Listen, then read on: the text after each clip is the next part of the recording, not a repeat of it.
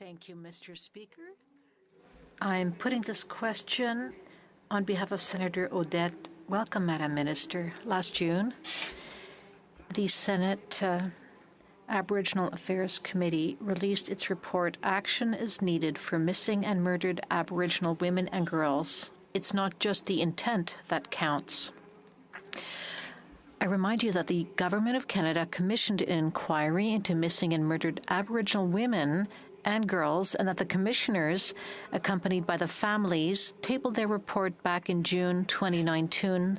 Several calls for justice, such as calls 4.1 and 4.6, call on governments to undertake construction and renovation efforts to ensure that Aboriginal women and girls have access to safe, geographically and culturally appropriate housing, and that this housing be available in the community where they live, whether it's urban, rural, remote, or in an Aboriginal community. So what have you done, Madam Minister, to ensure a safe environment for Aboriginal women and girls?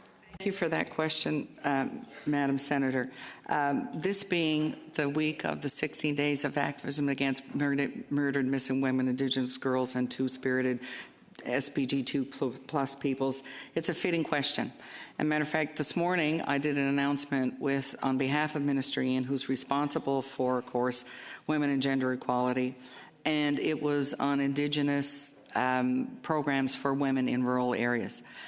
The housing issue is succinct, and it is terrible for everywhere in rural Canada, but especially for Indigenous peoples. I can tell you that there is money set aside under Minister Hussein's housing initiatives for Indigenous peoples, and we need to get that done, especially for women. We need more safe houses in rural and remote and Indigenous communities. Everything is impacted, whether it's transit, if somebody's in an abusive relationship, how they can get out. It's connectivity. I was blessed to visit in the spring of the year the Highway of Tears, which is that section of road in British Columbia where so many murdered and missing Indigenous girls have gone missing. And that was a collaboration of the federal, provincial, and Rogers Communications. They saw that this area was known. It was targeted for